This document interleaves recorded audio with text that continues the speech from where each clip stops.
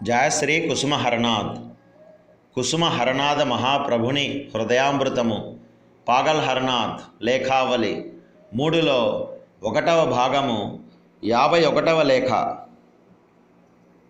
సోదరా రసిక్, శ్రీయుక్త రసిక్ లాల్డే, సోనాముఖి, బంకూరా. చదువుతూ ఉంటే నీ జాబు జీవితాన్ని గురించిన అనేక క్రొత్త భావాలు రేకెత్తి క్షణకాలం పాటు సర్వాన్ని మరచిపోయేటట్లు చేసింది. సోదరా రసిక్, అప్పుడే పుట్టిన బిడ్డ తల్లిపాల కోసం ఏడుస్తుంది. ఎందుకో గమనించి చెప్పగలవా? తల్లిపాల కోసమైన లాలసత తహతహ దానికి కలగటం వలన కాదంటావా? ఆ పాలను ఆ బిడ్డ ఇదివరకే రుచి చూచింది కనుక ఇప్పుడు మరలా 2వ పర్యాయం వాటిని పొందాలనే తహతహలాడుతున్నది.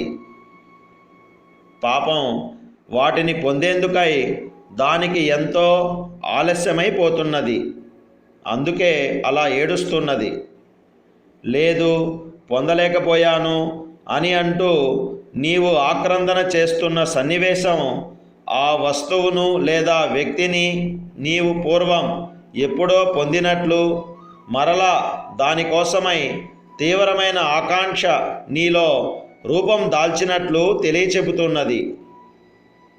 ప్రస్తుతం దానిని పొందటంలో ఆలస్యం జరిగింది కనుకనే నీవు ఇంత విషాదానికి లోనయ్యావు.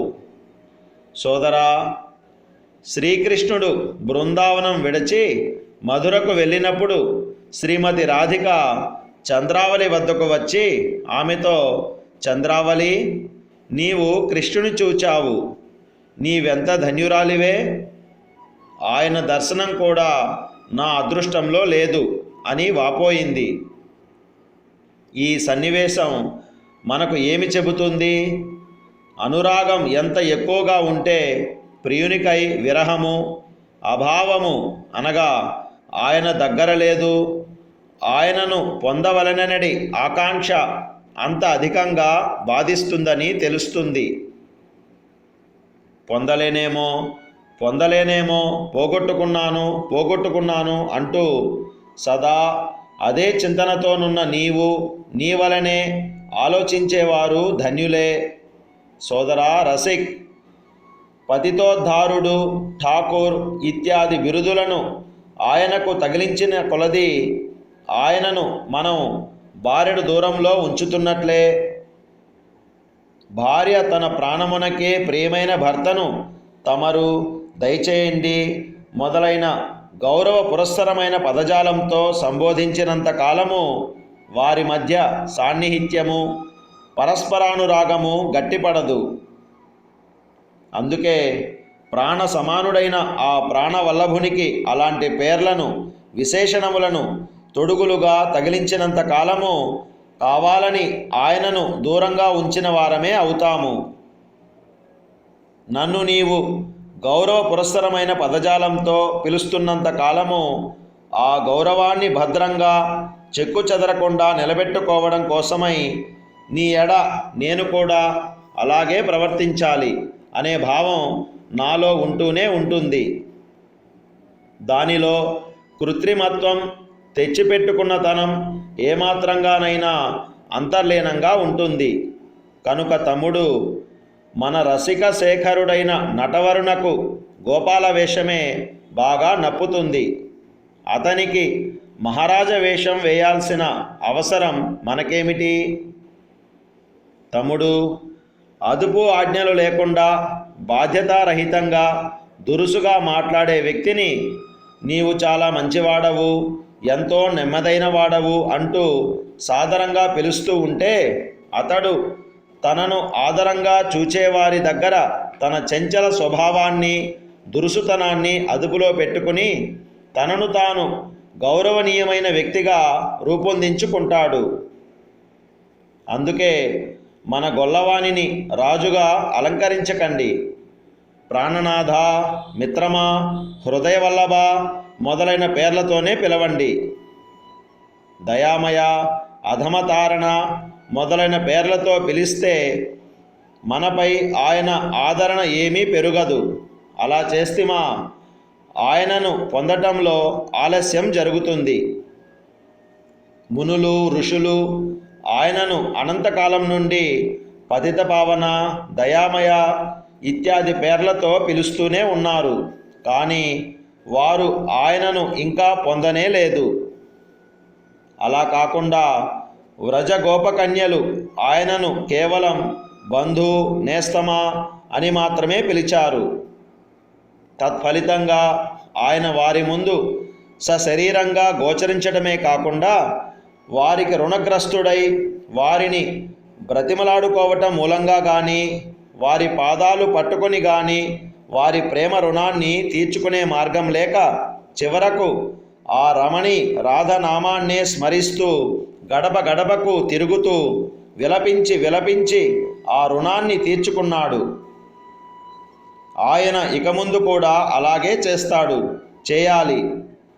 సోదరా, ఏ ప్రభువు యోగులకు ఆరాధ్య దైవమో, ఏ ప్రభువును అదృష్టవంతులైన బహుకొద్ది మంది సాధక గణము ఎంతో శ్రద్ధాభక్తులతోనూ ప్రయాసతో కూడిన ప్రయత్నంతోనూ భౌతికాతీతమైన ధ్యాన దృష్టితో మాత్రమే చూడగలిగి ధన్యులయ్యారో ఆ ప్రభువే గోపికల ఇళ్లలోని పాలదుత్తలను, పెరుగు కుండలను పగులగొట్టినందులకు తినరాని తిట్లను తినవలసి వచ్చింది. అందుకే అతనికి అమితమైన గౌరవాన్ని, హోదాను ఇవ్వకు. ఆ ఆలకాపరిని ఆలకాపరిగానే ఉంచు. ఆనందం నీ సొంతం అవుతుంది.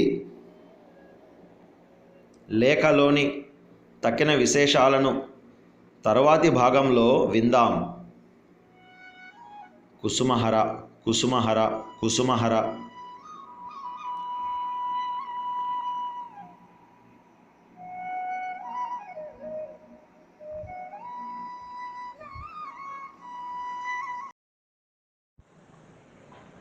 పూర్తి లేఖ ఆడియో పెట్టలేదు ఎందుకనో.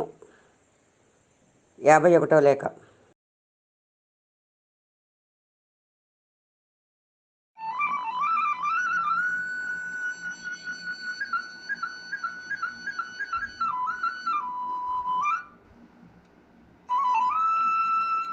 జయ శ్రీ కుసుమహరనాథ్. కుసుమహరనాథ మహాప్రభుని హృదయామృతము పాగల్ హరనాథ్ లేఖావళి 3లో 1వ భాగము 51వ లేఖ. శ్రీయుక్త రసిక్లాల్ డే సోనాముఖి బంకురా గారికి వ్రాసిన లేఖలోని మిగిలిన భాగము. సోదరా రసిక్, ఏ కర్మ చేయటం వలన ఈ ప్రస్తుత దేహాన్ని ధరించవలసి వచ్చిందో ఆ కర్మ ఆయన కృప వలన ధ్వంసం కాదా? అలా కాకపోతే ఆయన ఏమి చేయుట వలన దయామయుడు అయ్యాడు అని అడుగుతూ వ్రాసావు. సోదరా, నీవు వేసిన ఈ ప్రశ్నకు సమాధానం చెప్పటం నా వంటి మూర్ఖుని శక్తికి చాలిన పని కాదు. ఆ దయామయుని దయను పొందిన వారు మాత్రమే చెప్పగలరు. అయినా ఊహించితే కర్మలనేవి తుడిచివేయబడవు, కానీ అనుభవించటం వలన మాత్రమే వాటి నుండి విముక్తిని పొందవచ్చు అని నాకు అనిపిస్తున్నది. అయితే ఆయన నామస్మరణ వలన లభించే ఫలితం ఏమిటి అని ప్రశ్నించావు. సోదరా రసిక్, ఈ విషయం గురించి నేను మూర్ఖుని మాదిరిగానే కొద్దిగా చెబుతా విను. తమ్ముడు రసిక్, 2 వ్యక్తులు సముద్రంలో పడిపోయారు. అయితే వారిలో ఒకని ప్రక్కనే ఒక నౌక ఉన్నది. సోదరా, ఆ 2 నిజంగా ప్రమాదంలోనే ఉన్నారు కదా. కానీ వారి మధ్య తేడా మాత్రం ఉన్నది. ప్రక్కనే పడవ ఉన్నవాడు అలసట కలిగినప్పుడు ఆ పడవవాడు వచ్చి నన్ను లేవనెత్తుతాడు, నేను నిశ్చింతగా ఉంటాను అని సంపూర్ణమైన విశ్వాసంతో మనస్సులో ధైర్యం నింపుకొని ఈత కొడుతూ ఉంటాడు. ఇక దగ్గరలో పడవలేని వాని స్థితిని గమనించావా? అతనికి ఏ దిక్కున చూచినా అనంత అగాధ జలరాశియే. ఎటు చూచినా ఒడ్డు యొక్క ఛాయ కూడా కనపడదు. అంతటి కష్టంలో శాంతిని, సంతోషాన్ని పొందగలడని ఎలా అనుకుంటాం? అసలే సముద్రంలో పడి భయభ్రాంతుడయ్యాడు. దానికి తోడు నిరాశ అతనిని చావమోదుతూ ఉంది.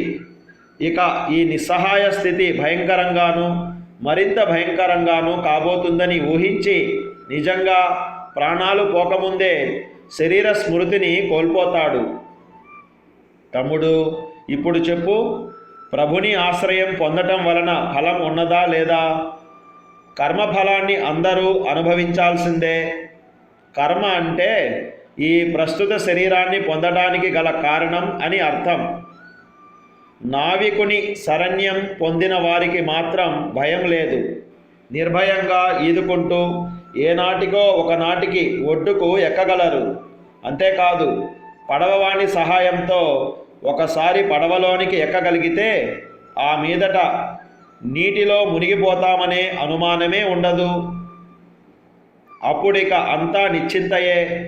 దీని అర్థం ఏమంటే, ఈ జన్మకు కారణమైన కర్మ ఫలితాలను మాత్రము అనుభవిస్తూ ఇప్పటి కర్మల సంచిత ఫలితము నుండి విముక్తులవుతారు. వాటన్నింటినీ ధ్వంసం చేసుకోగలుగుతారు. దానితో జన్మ జన్మలకు నిశ్చింతగా ఉండగలుగుతారు.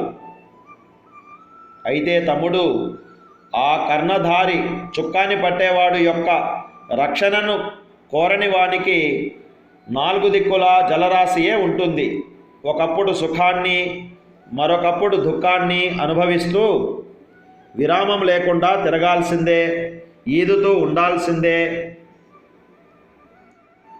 అంతేకాదు, నిస్తార జలరాశిని దాటేందుకు ఏ ఉపాయము కనిపించక నిస్పృహ చెందాల్సిందే.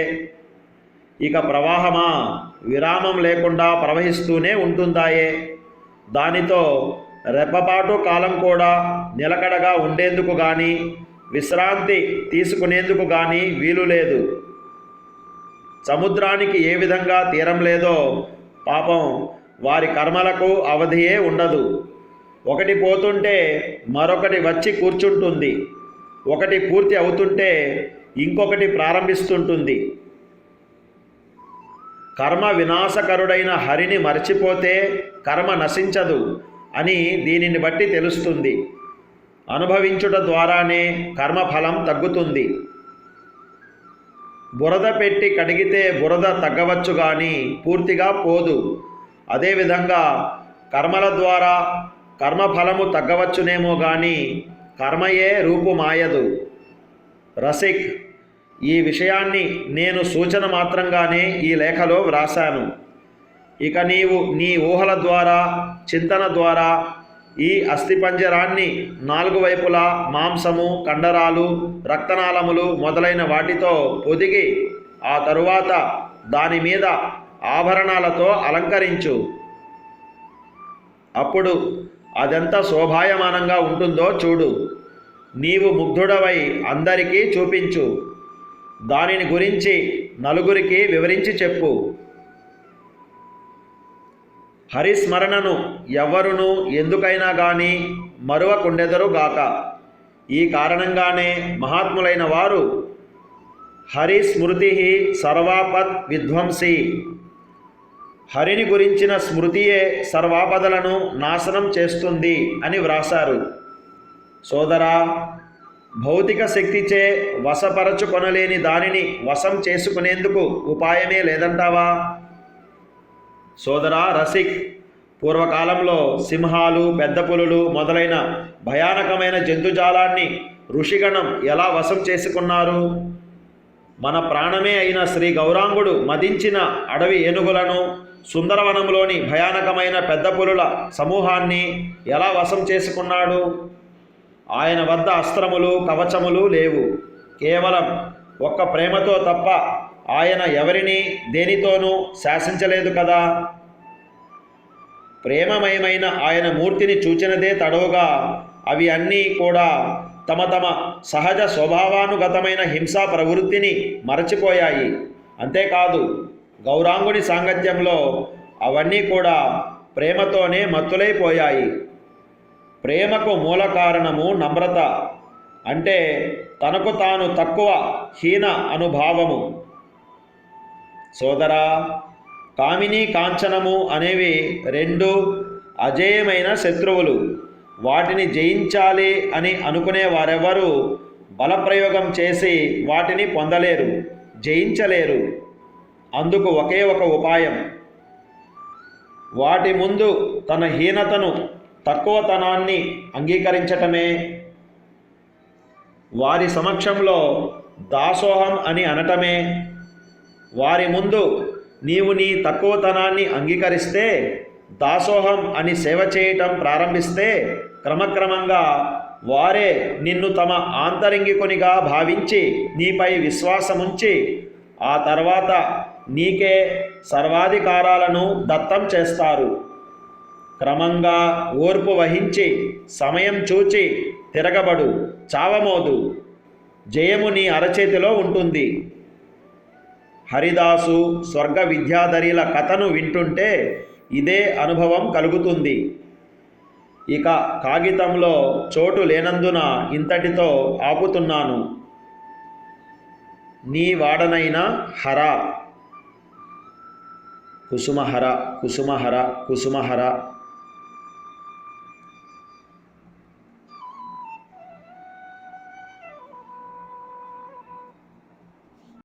జై బలో శ్రీ కుసుమహరనాథ మహాప్రభు की జై. అటల్ బిహారీ నాంది శారీ మా తల్లికి, గురుదేవులు సత్యాలన్నయ్య గారికి వందనములతో. సుజాత, తెనాల నుండి. ఈరోజు అపూర్వ పత్రావళి పాగల్ హర్నాథ్లోని 3వ భాగంలోని 51వ లేఖని ప్రభు యొక్క అనుగ్రహంతో చెప్పుకోవడం జరుగుతోంది. ఈ లేఖ ప్రతి ఒక్కళ్ళు ప్రతిరోజు చదవాల్సినంత ముఖ్యమైన లేఖగా నాకు ఎరుకపడుతోంది. ప్రతి ఒక్కళ్ళకి, సహజంగా మధ్య వయసు వచ్చిన వాళ్ళకి ఈ లేఖ చాలా చాలా చక్కగా అర్థమవుతూ ఉంటుంది. చిన్నపిల్లలకి అంత అర్థం కాదు. ఈ ప్రాపంచిక ప్రవాహంలో కొట్టుకుపోతూ ఉంటారు. కొంచెం స్థిరత్వం వచ్చి 40 ఏళ్ళు వచ్చాక కొంచెం శరీరంలో, సంసారంలో కూడా ఆటుపోట్లు ఎక్కువైపోతూ ఉంటాయి. అట్లాంటి టైంలో ఎందుకు నాకే ఈ కష్టాలు వస్తున్నాయి, నాకే ఈ కష్టాలు వస్తున్నాయని ప్రతి ఒక్కళ్ళు కూడా తప్పిస్తూ ఉంటారు, ఆవేదన పడుతూ ఉంటారు. ఆ మధ్య వయసు వచ్చేసరికి ప్రతి ఒక్కళ్ళకి అంటుంది, ఏంటి నా ఒక్కడికే నీ కష్టాలన్నీ, అందరూ బాగానే ఉన్నారుగా అనుకుంటారు. అప్పుడు మన మనసు భగవంతుడి మీదకి వెళ్ళడం మొదలవుతుంది. ఏంటయ్యా, భగవంతుడి మీదకి వెళ్ళాక మనం వేసే మొట్టమొదటి కొన్ని ప్రశ్నలు ఉన్నాయి. మనం ఏ జన్మలో ఏ పాపం చేసుకున్నామో ఇవాళ అనుభవిస్తున్నాము. ఈ దుఃఖాన్ని అనుభవించకుండా, ఈ కష్టాలని, బాధల్ని అనుభవించకుండా ఉండాలంటే ఏం చెయ్యాలి అంటే, పూర్వం చేసిన పనులు, అంటే సంచితమైన కర్మలు ఈరోజు మన ప్రారబ్ధ కర్మలుగా మనం అనుభవిస్తున్నాము. అంటే ఈ ప్రస్తుత దేహాన్ని ఏదో పని చేయడం మూలాన మనకి దాన్ని అనుభవించడానికి వచ్చింది. దీని నుంచి విముక్తులు కావడం ఎలా? మరి ఈ జన్మకు కారణమైన ఈ కర్మ ఫలితాన్ని అనుభవిస్తూ రాబోయే జన్మలకి ఆగామి కర్మలుగా రాకుండా ఆనందంగా జీవించాలంటే ఏం చెయ్యాలి అని మన తండ్రిని రసిక్లాల్ డే గారు ప్రశ్నలు వేస్తున్నారు.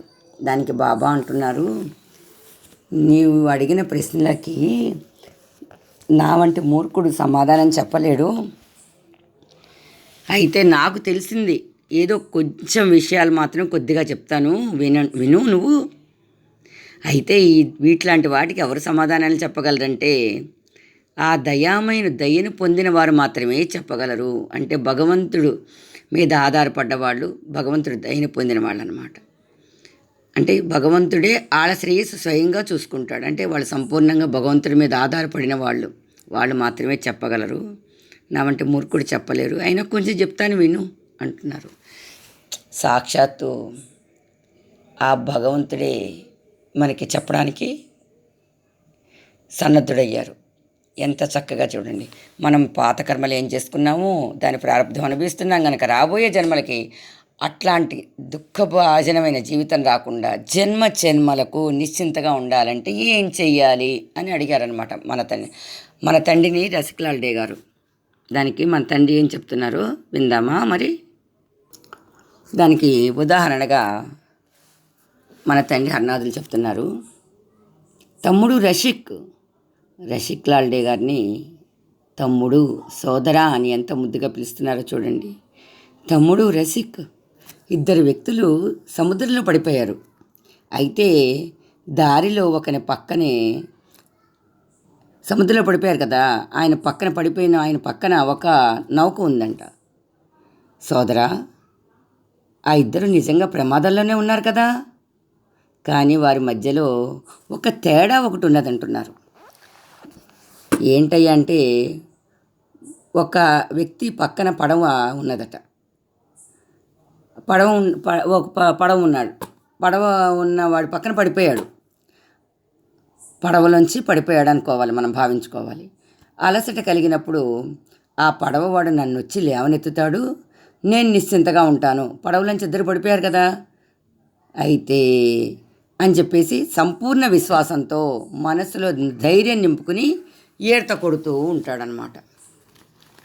అంటే దాని మూలాన ఏం జరుగుతుంది, సంసారం అనే సముద్రంలో ఉన్నాము. సంసారం అనే సముద్రంలో ఉండి రకరకాల కర్మలను అనుభవిస్తున్నాం. అయితే ఇలా అనుభవించడం మూలాన మాత్రమే మన కర్మ తగ్గుతుంది. ఈ కర్మల్ని అందరూ కూడా అనుభవించాల్సిందే. ఈ రషిక్ లాల్ డే ఒక్కరే కాదు, మనం అందరం కూడా అనుభవించాల్సిందే అని చెప్తున్నారు. అయితే సముద్రంలో పడిపోయిన వాళ్ళు ఆ ఒక వ్యక్తికి పక్కన పడవ ఉంది కదండి, ఆ పడవ వాని సహాయంతో ఒకసారి పడవలోకి ఎక్కగలిగితే ఆ మీదట నీటిలో మునిగిపోతామనే భయం ఉండదు అని చెప్పేసి చెప్తున్నారు. ఆ పడవలోకి ఎక్కాక నావికుడి శరణ్యం పొందాలి. అంటే పడవ నడిపే ఆయనతోటి, నాయనను నన్ను రక్షించిన ఆయన, ఇది సంసారాన్ని నేను దాటలేకపోతున్నాను, సముద్రాన్ని ఈదలేకపోతున్నాను అని ఆయన్ని శరణు పొందాలి. అప్పుడు నిర్భయంగా ఆ పడవలో ఉన్న ఆయన మన్ని ఒడ్డుకి ఏదో ఒక రోజుకి చేరుస్తాడు. అంటే మనం చేసుకున్న సంచిత కర్మ ధ్వంసమైపోతుంది, దాని దుఃఖాల నుంచి మనం విముక్తులవుతాము అని చెప్పేసి తెలుస్తోంది.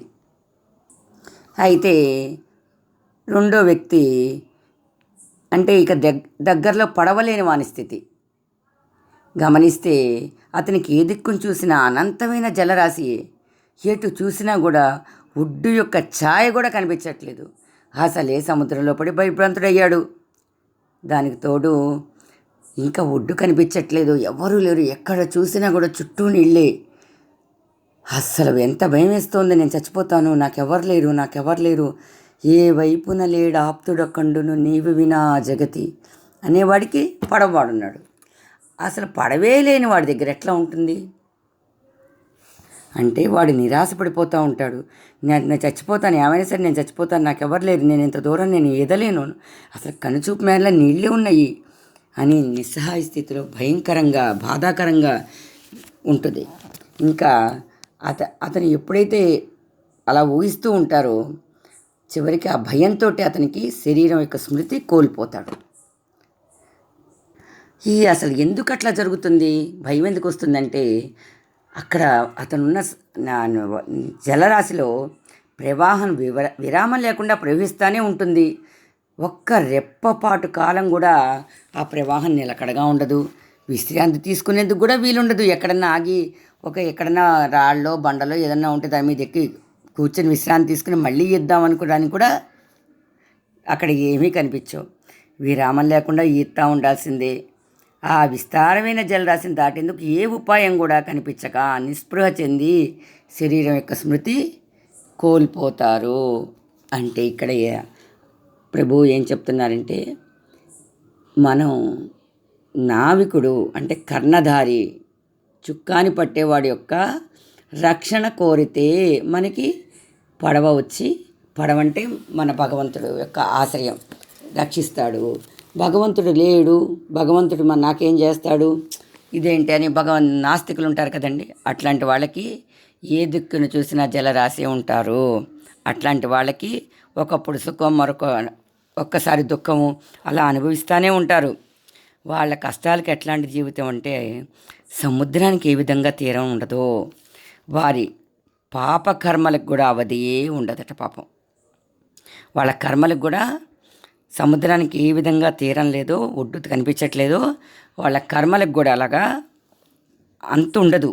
ఒకటి కర్మ పోతుంటే ఇంకోటి వచ్చి కూర్చుంటుందట, ఒకటి పూర్తి అవుతుంటే ఇంకొకటి ప్రారంభమవుతుంది.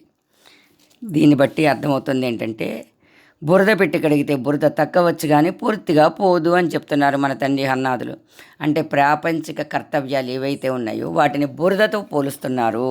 అంటే అందుకని అంతకుముందు ఒక చోట చాలా చోట్ల చెప్తారు, యజ్ఞము, యాగము, తపస్సు ఇవన్నీ కూడా మంచి కర్మలు. ఈ ప్రాపంచిక సంపదలు, కాంచనము, కాంత ఇవన్నీ దుష్కర్మలు. అట్లాంటివన్నీ బురదతో సమానము. బురద పెట్టి కడిగితే బురద కొంచెం తగ్గుతుందేమో, మన కర్మలు ఏమి పోవు అంటే ఆ బురద పోదు. అయితే మరి మన కర్మ ఎట్లా తగ్గుతుంది అని చెప్తే, కర్మ వినాశకుడట హరి అట, ఆయన్ని మర్చిపోతే కర్మ నశించదు. కనుక మన మహాత్ములైన వారు ఏం చెప్తున్నారంట, సర్వ ఆపదల్ని ధ్వంసం చేసేది ఎవరయ్యా అంటే హరినామస్మరణే అని చెప్పి మహాత్ములు చెప్పారట. అందుకని ఎవరు కూడా ఎందుకైనా కానీ హరినామస్మరణని మరువవద్దు అని హరినామస్మరణ యొక్క శక్తిని గురించి మన తండ్రి హరినాథుడు సూచనప్రాయంగా చెప్తున్నారు. అంటే మన పక్కన మనకేం భయం లేదు, బాధ లేదు, హ్యాపీగా భగవన్నామం చేసుకుంటే హ్యాపీగా ఉంటాము అని చెప్తున్నారు. ఇది మనం భావించుకోకపోతే, అనుభూతి పొందకపోతే, మనం ఆచరించకపోతే మూర్ఖులు అన్నమాట. మనం మూర్ఖుల వంటి వాళ్ళము అని ప్రభువు స్పష్టంగా చెప్తున్నారు.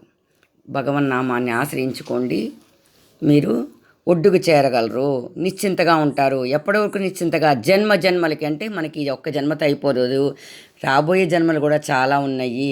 అన్ని జన్మలకి కూడా నువ్వు నిశ్చింతగా ఉంటావని మనకి మన తండ్రి హామీ ఇస్తున్నారు. ఇది ఎట్లాంటిదయ్యా అంటే, ఇది మన ఊహల ద్వారా, మన ఆలోచన ద్వారా ఈ కర్మలనే వాటి గురించి మనం హస్తిపంజరంగా భావించుకుంటే, నాలుగు వైపులా మాంసము, కండరాలు, రక్తనాళాలు మొదలైన వాటితో పొదికి తర్వాత దాని మీద ఆభరణాలు అలంకరించాలట. అప్పుడు స్కెలిటన్ అంటాను చూడండి, అస్థిపంజరం అందంగా ఒక దేహంగా తయారవుతుంది. అప్పుడు ఆ శరీరం అది ఎంతో శోభాయమానంగా ఉంటుందట. ఎప్పుడు ఆ శరీరానికి చక్కటి వస్త్రాలు, ఆభరణాలు అన్నీ అలంకరించాలి. అప్పుడు మనం చాలా చాలా ఆనందంతో ముగ్ధులైపోతామట. అంటే మనని అందం చూసుకుని మనమే ముగ్ధులైపోతామట. అది అందరికీ చూపించాలట. దీని గురించి నలుగురికి కూడా వివరించి చెప్పు. మన తండ్రి హరినాథుడు చెప్తున్నారు, భగవన్నామం చేసుకోవడం మూలాన ఏ శక్తి ఉంటుందో అది మనం అనుభూతి పొందాక వేరే వాళ్ళకి ఇరుకపరచు, ఇదే మన కర్తవ్యం అని రసికలాల్ గారికి చెప్తూ మనకి కర్తవ్యాన్ని బోధిస్తున్నారు. మనం ఎలా జీవించాలి అనే కర్తవ్యాన్ని. అంతే, కర్మ రూపు మాయదు అని చెప్పేసి మనం అనుభవించడం మూలన తగ్గుతుంది. మనం ప్రస్తుతం అనుభవిస్తూ రాబోయే జీవితానికి మనం భగవన్నామ స్మరణ మీద ఆధారపడాలి అని స్పష్టంగా మన తండ్రి హరినాథుడు చెప్తున్నారు. అప్పుడు నేను చూసుకుంటాను మీ సర్వ బాధ్యతలు అని హామీ ఇస్తున్నారు.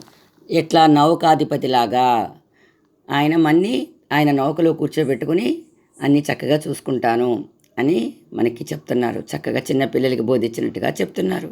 మనం మూర్ఖులము, మనం చెప్పినా అర్థం చేసుకోలేని వాళ్ళం కదండి. అందుకని ఆయన చిన్న పిల్లలకి చెప్పినట్టు కథలు చెప్పి మన మనసులను ఆయన వైపు తిప్పుకుంటున్నారు. ఇక్కడ బాబా హస్తిపంజరము, మాంసము అన్నీ పొదుగు చక్కగా అందంగా ఉంటావు, దానికి ఆభరణాలు కూడా అలంకారాలుగా పెట్టు అన్నారు. అంటే అప్పుడు నాకు అర్థమయ్యేది కాదండి. బాబా అంటే ఏంటి, బాబా అంటే ఏంటి బాబా, ఈ లేఖలో ఉన్నది ఇంకో కొన్ని చోట్ల కూడా ఉన్నది ఈ వాక్యం. అంటే ఏంటి బాబా అంటే నాకు అప్పుడు కొంచెం ఆరోగ్యం అంత మంచిగా ఉండేది కాదు. నామం చేయమంటారు, నామం చేసినా కూడా శరీరం స్వస్థత పొందట్లేదు, ఎట్లా నాయనా అని అనుకుని బాధపడుతుండేదాన్ని. అప్పుడు సోమనాథ మహర్షి గారు పరిచయం అయ్యారు. ఆయన చెప్పింది నేను చెయ్యలేదు. ఆయనంటే గౌరవభావం ఉన్నది. అయితే ఆయన కొన్నాళ్ళ తర్వాత, ఒక 5-6 ఏళ్ల తర్వాత ఆయన బిడ్డని, అంటే ఆయన శిష్యురాల్ని ఆమెను పరిచయం చేశాక ఆయన ప్రపంచానికి నేర్పించిన మనోయోగ సాధనని నాకు నేర్చుకునేలాగా ఇక్కడ సోమనాథి మహర్షి గారు నా పైన కృపచేత ఒక ఆమెను పంపించి మనోయోగ సాధన నేర్చుకునేలాగా బలవంతంగా నాకు నేర్పించేలాగా చేసింది ఆమె. చేశాక నాకు చాలా చాలా కంప్లైంట్లు ఉన్నాయి. అవన్నీ కూడా కాలక్రమేణా ఒక 3 నెలలు అయ్యేసరికి తగ్గినాయి. అంటే భగవన్నామం చేసుకుంటూ భగవన్నామం యొక్క శక్తిని మన మనసు నిలుపుకుంటే మన మనసు కూడా శరీరం ఆరోగ్యవంతంగా అవుతుంది అని చెప్పేసి దాని ద్వారా నాకు అర్థమైంది. అంటే బాబా లేఖల్లో ఏదైతే భావిస్తుంటానో, బాబా ఏంటినైనా అర్థం ఏంటినైనా అని అడుగుతుంటే ఆయన తన బిడ్డల ద్వారా అనేక రకాలు విద్యలు, ప్రభు యోగ ప్రక్రియలు నేర్పించారు. హరినాథుడి గురించి చెప్తూ సోమనాథ మహర్షి గురించి చెప్పారేంటండి అంటారు. ఇక్కడ ఒక విషయం చెప్పాలనిపిస్తుంది. బాబా ఒక లేఖలో చెప్తారు, నీ తల్లిని పూజించు, తోటి తల్లుని గౌరవించు అంటారు. మన తల్లిని పూజించాలి, తోటి తల్లిని గౌరవించాలంటే ప్రతి ఒక్క వ్యక్తికి కూడా అనేక మందితోటి జీవితం ఆధారపడి ఉంటుంది గనక ప్రతి వాళ్ళతోటి మా అమ్మ ఒక్కతే గొప్పది అనుకుంటే సరిపోదు. అందరూ మనకి తల్లులు లాంటి వాళ్ళే. ఒకరి మీద ఒకరు ఆధారపడితే కానీ ఈ సమాజంలో మనం జీవించలేము. ఈ సమాజంలో మనం ఒక వ్యక్తిగా ఉండి ఆ వ్యక్తే సంసారాల్లో ఉంటూ అన్ని సంసారాలు కలిస్తే సమాజంగా ఉంటూ ఈ సమాజమే సర్వ విశ్వంగా ఏర్పాటైంది గనక ఈ 3వ భాగంలో అంతా సమాజంలో ఒక వ్యక్తి ఎట్లా నడుచుకోవాలో అనేది చాలా వివరంగా చెప్పారు. 4వ భాగం అంతా మన వ్యక్తిగతమైన లేఖల్లో మన వ్యక్తిగత మార్పు ఏ రకంగా రావాలి, మన మానసిక మార్పు ఏ విధంగా ఉండాలి, ఆలోచన విధానం అని చెప్పారు. ఇక్కడ సంసారంలో సమాజంలో ఒక వ్యక్తి ఎట్లా మారాలి, ఎట్లా మారితే వాళ్ళ జీవితం సుఖవంతం అవుతుంది అని చెప్పారు బాబా అని నాకు ఇరుకపడుతోంది. ఈ ప్రకారం చూస్తే మన సకల దేవతల్ని చూస్తుంటాం కదండి. ఒక్కొక్కళ్ళు ఒక్కొక్క విద్యని నేర్పడానికి అవతరించిన వాళ్ళు. అట్లానే ఈ సమాజంలో అందరూ కూడా మనకి ప్రతి ఒక్కళ్ళతో, టీచర్ తోటి అవసరమే, బ్యాంక్ ఎంప్లాయీస్ తోటి అవసరమే, వీధులు శుభ్రం చేసే స్కావెంజర్ తోటి అవసరమే. అసలు మనకి అవసరం లేని వాళ్ళు ఎవరున్నారండి సమాజంలో? ప్రతి ఒక్కళ్ళతో ఒక వ్యక్తి తోటి వ్యక్తుల మీద ఆధారపడుతున్నాము. అందుమూలన అందరినీ గౌరవించాలి, అప్పుడే మన జీవితం సుఖవంతం అవుతుంది. అదేవిధంగా మనం బాబా లేఖలు అర్థం కావు, మనకి అవగాహన చేయాలంటే ప్రతి ఒక్కళ్ళని గౌరవించాలి.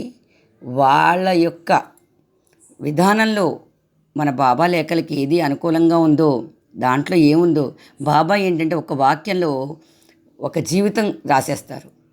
ఈ అస్థిపంజరాన్ని ఆధారంగా చేసుకుని అన్నారు. అస్థిపంజరం లేకపోతే మన శరీరం, మానవ దేహమే ఉండదు కదండి.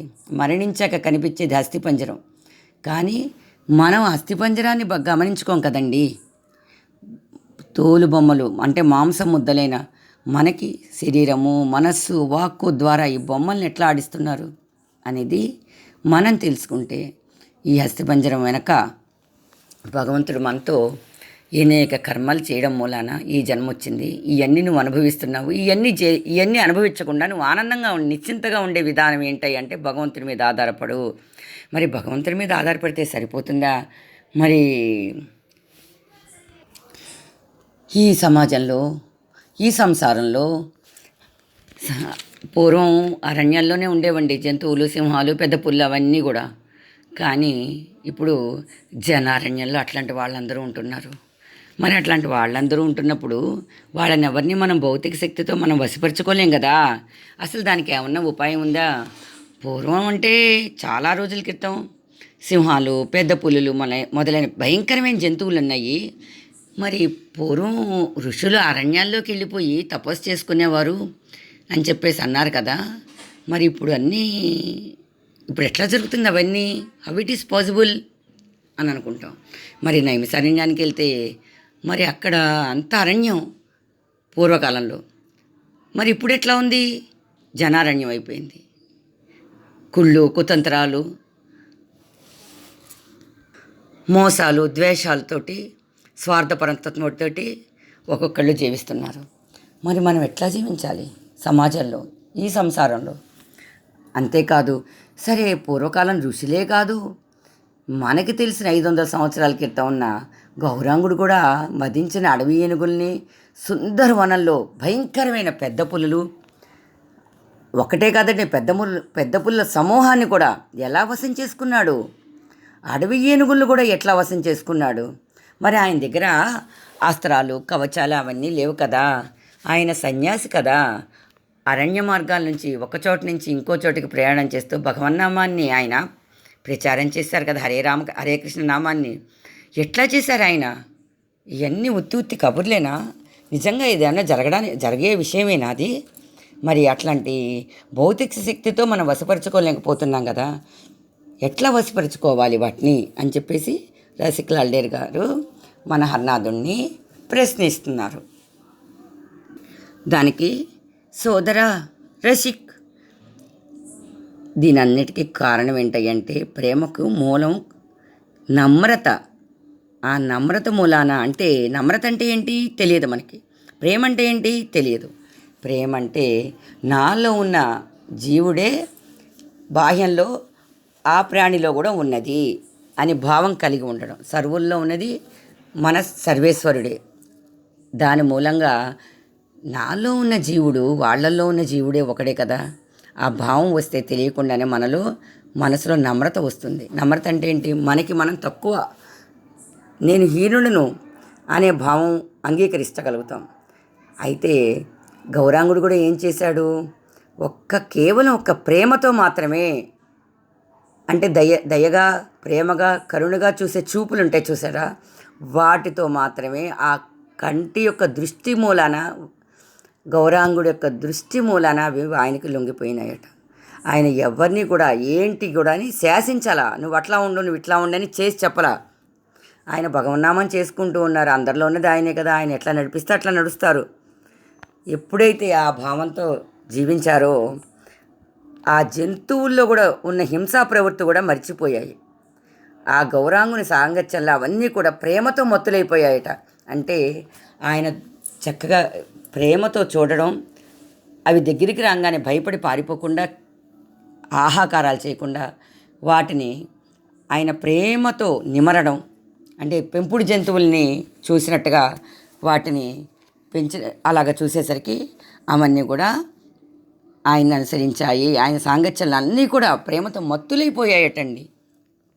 మరి ఈ సమాజంలో కూడా మరి భౌతిక శక్తితో వశపరుచుకోలేకపోతున్నాం కదా సామాన్యమైన మన తోటి వాళ్ళని వశం చేసుకునేందుకు ఏమన్నా ఉపాయం ఉన్నదా అంటున్నారు.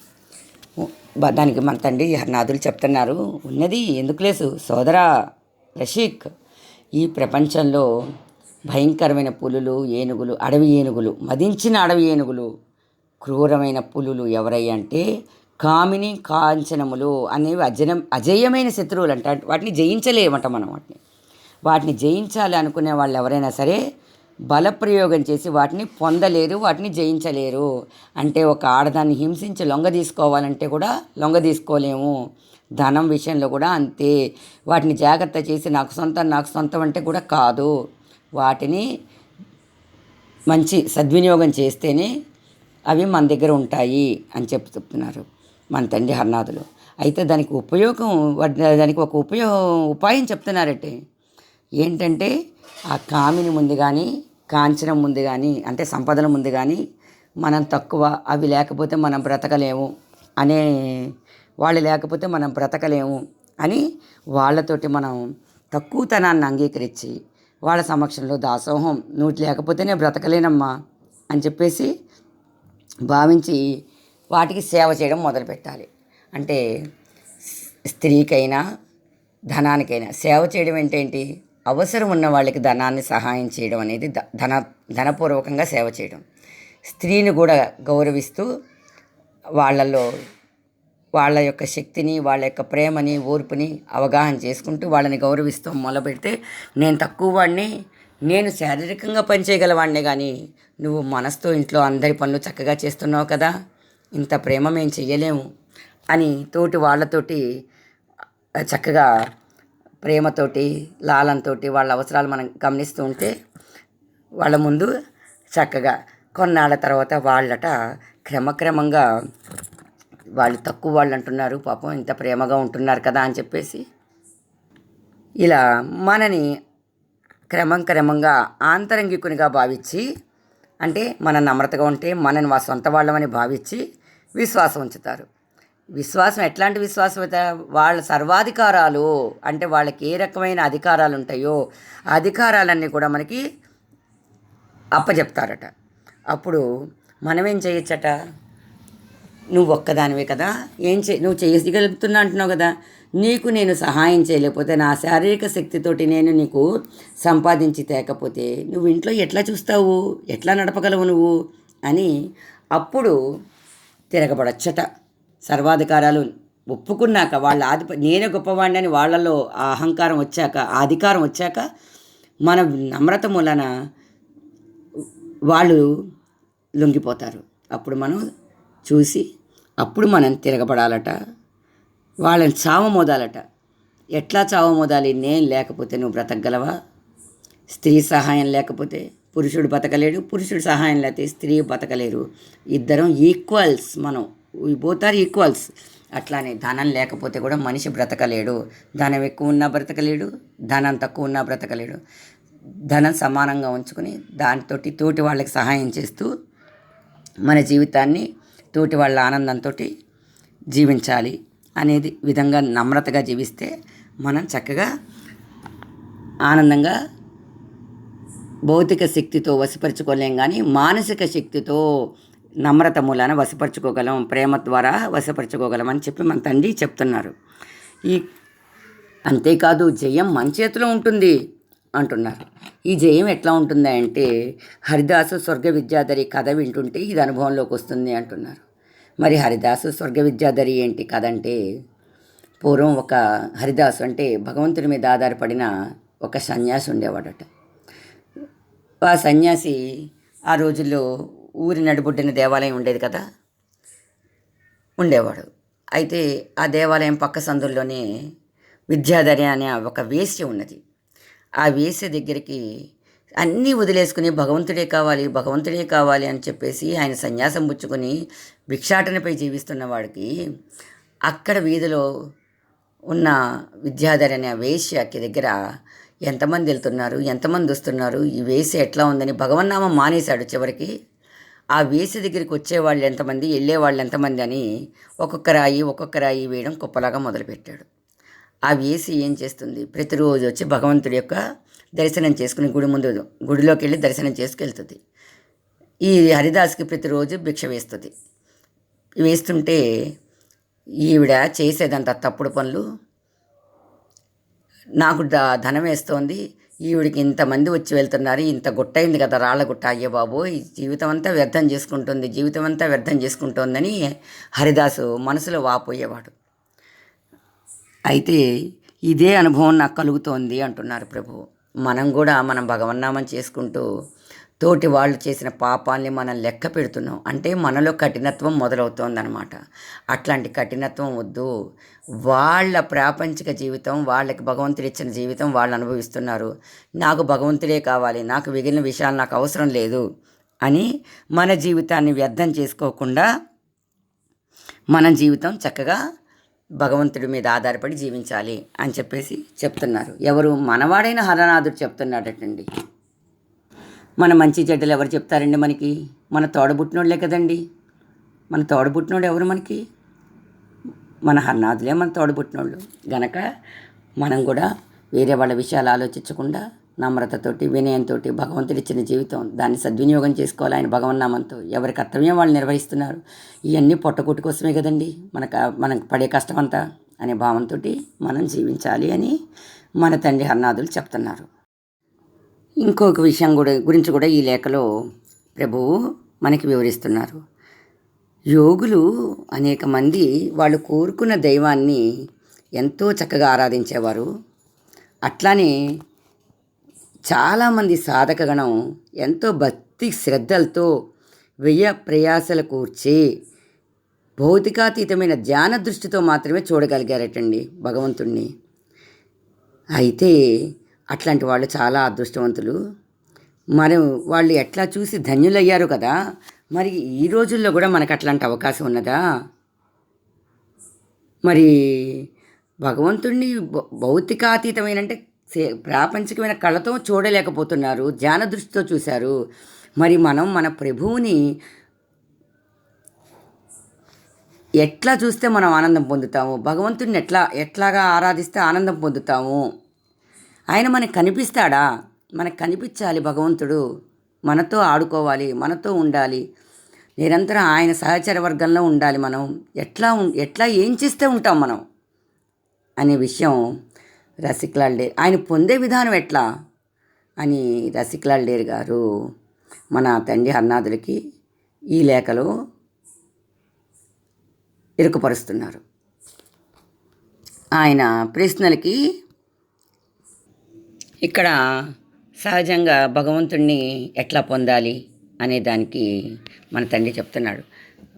సాంసారికంగా ఉంటూ ఎట్లాగా మనం ప్రభువుని మన సొంతం చేసుకోవాలి అంటే ఆయన పొందగలము, ఆనందించాలి, ఎట్లా ఏం చేస్తే ఆనందిస్తాం అనే దానికి తమ్ముడు రసిక్ అంటూ మన సంసారంలో ప్రతి ఇంట్లో కూడా ఏం జరుగుతూ ఉంటుందో చెప్తున్నారు. ఇక్కడ అదుపాజ్ఞం లేకుండా బాధ్యతారహితంగా దురుసుగా మాట్లాడే వ్యక్తిని నీవు మంచివాడువు, ఎంతో నెమ్మదైన వాడు అంటూ సాదరంగా పిలుస్తూ ఉంటే మనం అట్లాగా నువ్వు మంచోడు బంగారు కొండవి అంటుంటే అతను ఏం చేస్తాడు, తనని ఆదరంగా చూసేవారి దగ్గర తన చెంచల స్వభావాన్ని దురుసుతనాన్ని మర్చిపోయి అదుపులో పెట్టుకుని తనను తాను గౌరవనీయమైన వ్యక్తిగా రూపొందించుకుంటాడటండి.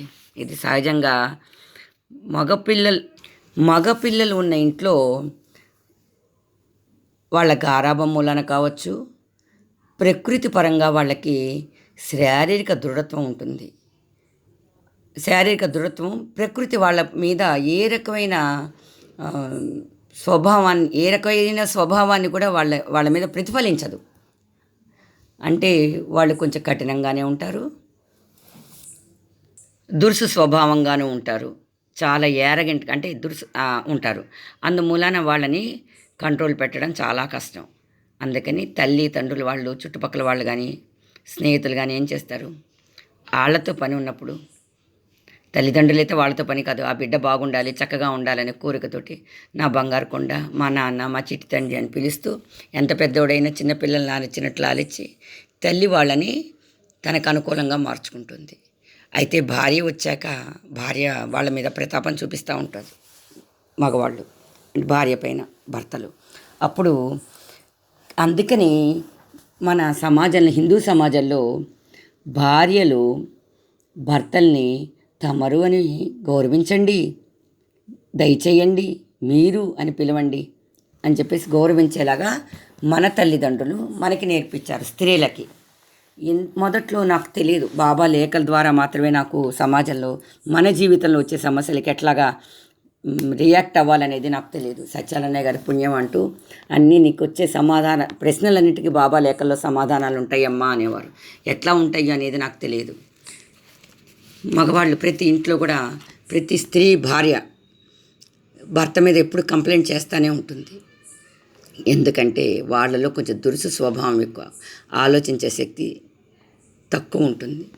స్త్రీలలో ఆలోచించే శక్తి ఎక్కువ ఉంటుంది. స్త్రీలకు ఎవరు ఒకళ్ళు నేర్పక్కర్లా. అయితే ఒరిజినల్గా స్త్రీలకు కూడా వయసులో చిన్నవాళ్ళుగా ఉంటారు భార్యలు. అందుకని భార్యకి నువ్వు భర్తని గౌరవించు, మీరు అని గౌరవించు అని చెప్పేసి తల్లిదండ్రులు చిన్నప్పటి నుంచి ఇంట్లో మన సమాజంలో సంసారంలో అది అలవాటైపోయింది. అందుకని అలాగ గౌరవించడం నేర్పించారట. అలా ఎప్పుడైతే భార్య గౌరవిస్తుందో భర్త ఆమె మాట వింటారు అని చెప్తున్నారు. కానీ వారి మధ్య సన్నిహితత్వం, పరస్పర అనురాగం గట్టిపడదు. అలా గౌరవించినంత మాత్రాన భార్య భర్తని గౌరవించినంత మాత్రాన చూసేవాళ్ళకి చాలా చక్కగా గౌరవంగా మాట్లాడుతోంది, ఎంత చక్కగా గౌరవిస్తోంది భర్తని అనుకుంటారు. కానీ ఆ భార్య భర్తల మధ్య సన్నిహిత్యం, పరస్పర అవగాహన గట్టిపడదు అని చెప్పి, అయితే గట్టిపడదే కాదు, అలా గౌరవించడం మూలన వాళ్ళలో కృత్రిమత్వం తెచ్చిపెట్టుకున్నదిగా ఉంటుంది. అంతర్లీనంగా ప్రేమ ఉండదు వాళ్ళల్లో, కృత్రిమత్వమే ఉంటుంది, సహజత్వం ఉండదు వాళ్ళల్లో, సహజత్వమైన ప్రేమ ఉండదు అని చెప్పి మన తండ్రి చెప్తున్నారు ఇక్కడ.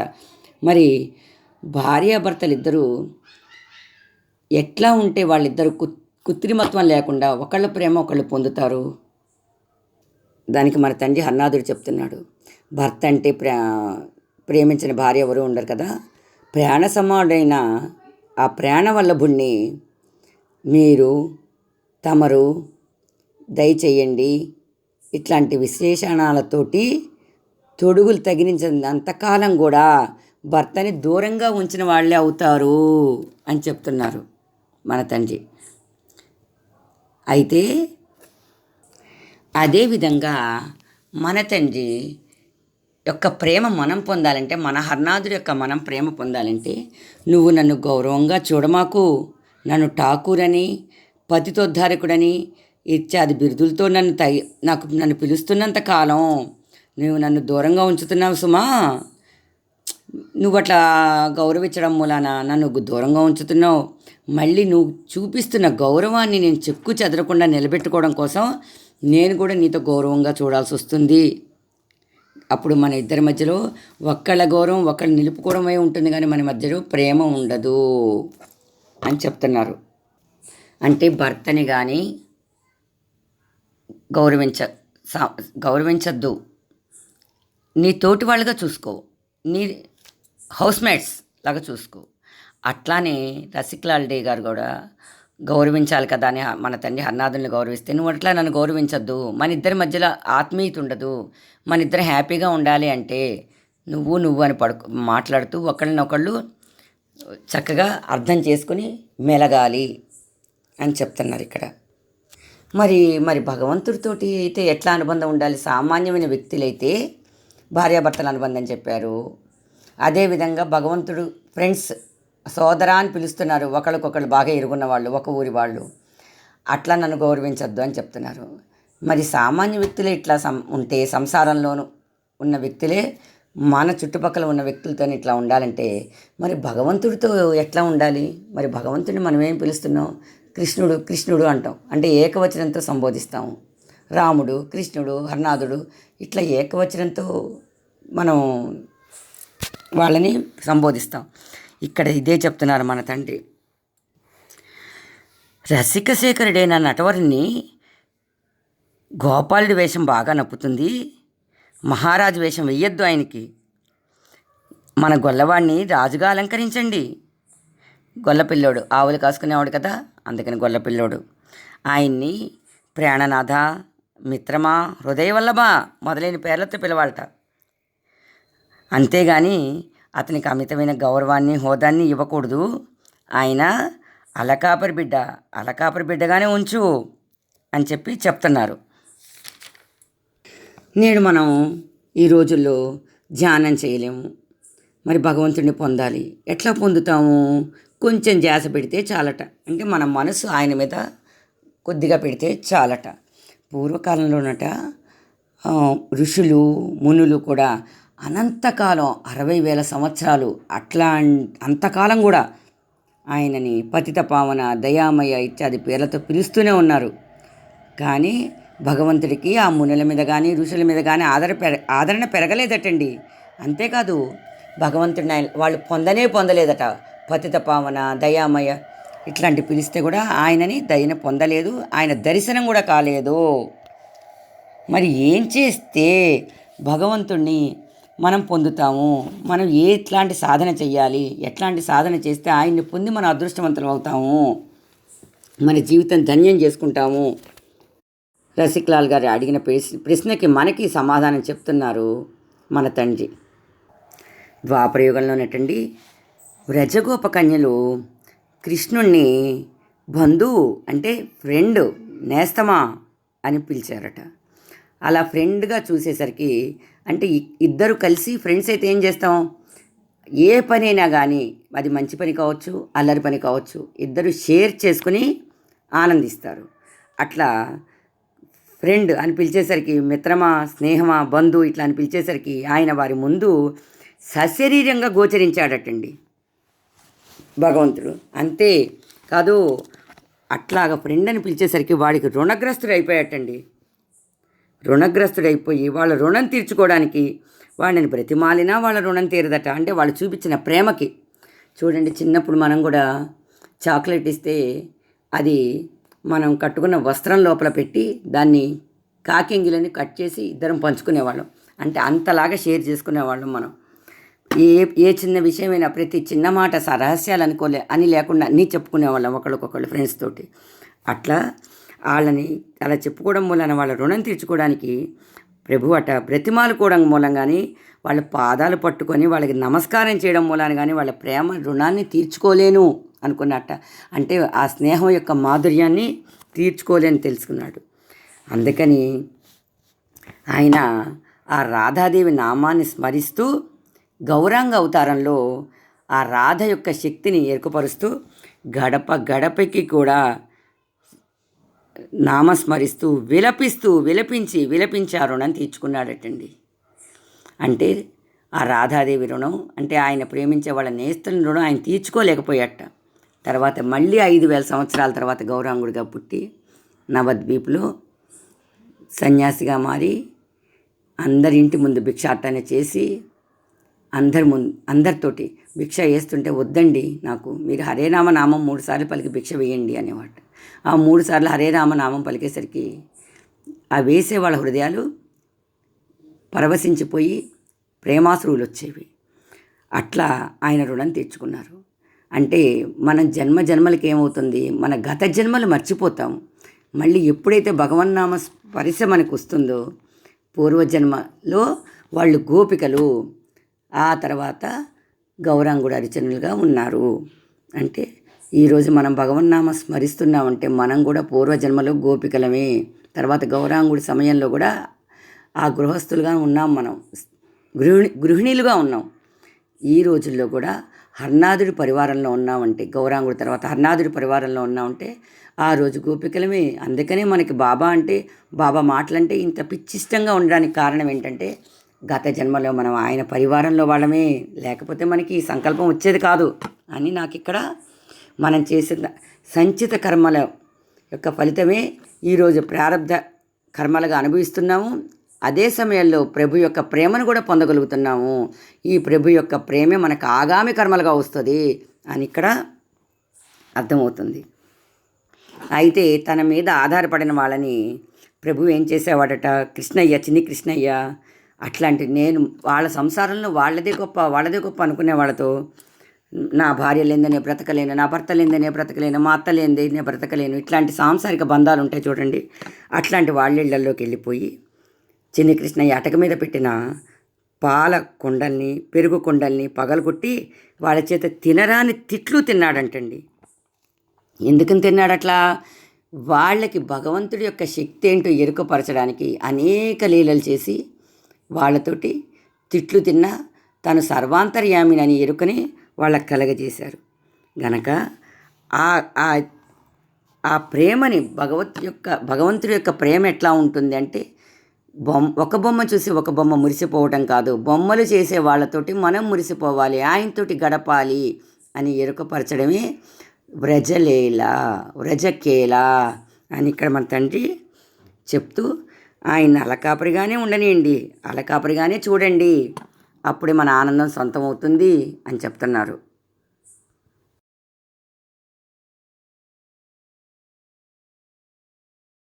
కుస్మారా ఇక్కడ రసిక్లాల్ డే గారికి భగవంతుణ్ణి పొందాలి, కృష్ణుని పొందాలి అనే ఆకాంక్ష ఉన్నదట. అందుమూలాన మన బాబాగారికి లేఖ రాస్తూ నేను పొందలేకపోతున్నాను, నా జీవితం వ్యర్థమైంది అని చాలా చాలా ఆక్రందనలు చేస్తూ ఉత్తరం రాశారటండి. అంటే భగవంతుని పొందాలంటే ఎంత దుఃఖించేవాడో అనమాట. ఎట్లా దుఃఖించారట, ఆ వస్తువు తను పొందలేకపోతున్నాను అంటే, లేకపోతే వ్యక్తిని కానీ నేను పొందలేకపోతున్నాను అని దుఃఖపడితే అప్పుడు దానికి మన తండ్రి హర్నాదులు చేస్తున్నా, నువ్వు అంత ఆక్రోశిస్తున్నావు కదా, నువ్వు అంత బాధపడుతున్నావు కదా. ఎట్లా బాధపడుతున్నాడంట రసికలాల్ డే గారు, అప్పుడే పుట్టిన బిడ్డ తల్లిపాల కోసమే తహతహలాడుతూ ఏడుస్తుందటండి. అసలు అప్పుడే పుట్టిన బిడ్డ తల్లిపాల కోసం ఏడవడం ఏంటి, ఆ పిల్లకి ఏం తెలుసు అని అనుకుంటాం మనం. కానీ ఇక్కడ చెప్తున్నారు, ఆ పాప తల్లిపాలని ఎప్పుడు రుచి చూసిందటండి. అందుకని ఇప్పుడు మళ్ళీ కావాలని ఏడుస్తోంది రెండవసారి. పాపం దాన్ని పొందేందుకు ఆ బిడ్డకి ఆలస్యం అయిపోతుందని ఏడుస్తోందట. అంటే కిందటి జన్మలో తల్లి స్తన్యాన్ని పానం చేసింది కనుక ఆ యొక్క పూర్వజన్మ స్మృతి మూలాన ఈ జన్మలో భూమి మీదకి రాగానే తల్లిపాల కోసం ఏడుస్తోంది. అంటే పూర్వం జన్మలో కూడా అది పొందింది, ఇవాళ కూడా అది కావాలని కోరుకుంటోంది గనక ఆ పాప ఏడుపుకి అర్థం ఉన్నది. అట్లానే నువ్వు కూడా భగవంతుడిని పొందలేకపోతున్నావు, కృష్ణుని పొందలేకపోతున్నావు అని ఆక్రోశిస్తున్నావు చూసావా. అట్లా పూర్వం నువ్వు భగవంతుడి యొక్క ప్రేమని పొందావు, మళ్ళీ ఈ జన్మలో మర్చిపోయావు. నువ్వు ఇవాళ మళ్ళీ ఆ కృష్ణుని పొందాలని కోరిక ఎందుకు వస్తోంది నీకంటే, పూర్వం పొందావు, మళ్ళీ ఈ జన్మ వచ్చాక భగవంతుడి యొక్క ప్రేమని మర్చిపోయావు, నువ్వు ఆ స్మృతి మర్చిపోయావు. ఎప్పుడైతే మన హర్నాదులతోటి మన తండ్రి హర్నాదులతోటి పరిచయం అయిందో, ఆ ప్రేమ హర్నాదుడి యొక్క ప్రేమ రుచి చూడటం మొదలయ్యాడు. అప్పుడు హర్నాదుడు సాక్షాత్తు శ్రీకృష్ణుడని ఆయనకి తెలియదు కదా, ఆ ఊర్లో ఉన్న తన నేస్తం అనుకున్నారు. అందుకనే ఆలస్యం జరుగుతోంది. ఆయన తానే ఆ కృష్ణుడని రసికలాల్ డే గారికి ఎరుకపరచలేదు. అందుకని ఆయనకి పూర్వజన్మ స్మృతి మూలాన ఆ తహతహ ఉన్నది. దీనికి ఉదాహరణగా నిజంగా ఇది కరెక్టేనా కాదా, పూర్వజన్మ వాసనలేనా కాదా అని అంటే దానికి ద్వాపర యుగంలో కూడా ఈయనున్నారట. ఎట్లా ఉన్నారు, శ్రీకృష్ణుడట. ఒక ఉదాహరణ చెప్తున్నారు మన తండ్రి హర్నాథుడు. బృందావనాన్ని విడిచి మధురకు బయలుదేరాడండి. అక్రూరుడు వచ్చి, కంసుడు మీ మామయ్య, ఆయన నిన్ను తీసుకురమ్మని పిలిచారు అని చెప్పేసి కృష్ణుడిని తీసుకెళ్తారు. అప్పుడు కృష్ణుడి యొక్క ప్రియ నేస్తం రాధాదేవి అందట చంద్రావళి దగ్గర. చంద్రావళి అంటే ఆవి ఒక ఫ్రెండ్, సఖి, ఒకళ్ళకొకళ్ళు ఫ్రెండ్స్ ఉంటారు కదా. ఆ చంద్రావళి దగ్గరికి వచ్చి, చంద్రావళి నీవు కృష్ణుడు వెళ్ళిపోతుంటే చూసావు కదా, నీవెంత ధన్యురాలివయ్యావే, ఆయన దర్శనం కూడా నా అదృష్టంలో లేదని వాపోయిందంట. అంటే అంతకుముందు కృష్ణుడితో చూసింది, కృష్ణుడితో ఆడుకుంది, కృష్ణుడితో అన్ని రకాలుగా భావాలన్నీ షేర్ చేసుకుంది. కానీ వెళ్ళిపోయేటప్పుడు మాత్రం రాధాదేవి చూడలేదు, చంద్రావళి చూసింది. నువ్వు అదృష్టవంతురాలివే అంది. వెళ్ళిపోయేటప్పుడు చూడకపోతే దానికి అదృష్టవంతురాలివని ఎందుకు బాధపడిందంటే, రాధాదేవి కృష్ణుడిని అంత ప్రేమిస్తోంది. అయ్యో వెళ్ళేటప్పుడు నేను చూడలేదే, నేను సెండ్ ఆఫ్ ఇవ్వలేదే, నేను వీడ్కోలు పలకలేదే, అదనమాట బాధ. అంటే ఇక్కడ అదృష్టంలో లేదు కృష్ణుడు వెళ్ళేటప్పుడు చూడడం అని వాపోతోందట.